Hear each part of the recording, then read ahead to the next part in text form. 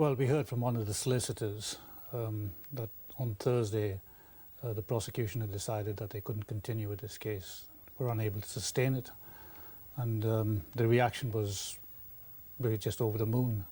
You know, after you've been campaigning nearly 15 years, to be suddenly told this is just unbelievable.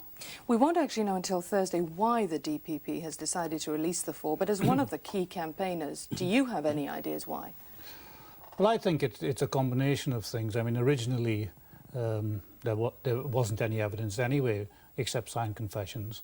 There's a whole package of new evidence that has been put forward, which Mr. Hurd had decided should be seen by the Court of Appeal.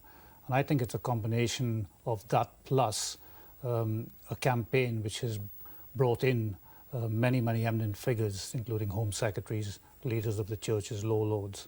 I think it's a combination of that. So why did your nephew confess to the bombings in the first place? Well, I can only tell you what all the prisoners will say even today, after 15 years, that they were forced to sign confessions.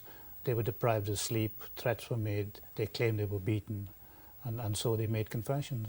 Have you spoken to your nephew since news of his likely release came through? No, I haven't. So you don't know what his reaction is likely to be? Yet, no. How have his years in prison affected him?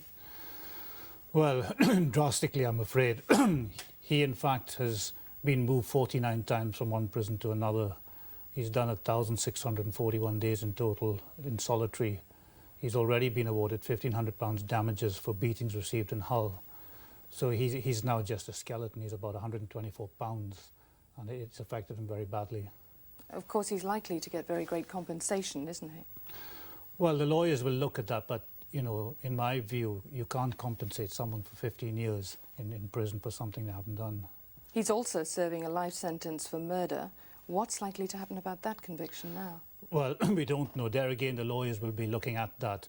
But I'd like to point out that the basis of the Guildford and Woolwich confessions were signed confessions and nothing else. And the basis of that charge is exactly the same. And so the solicitors will now look at that. So do you think your nephew will be free on Thursday? Well, I hope so, yes. Thank you for coming in to talk to us. Thank you.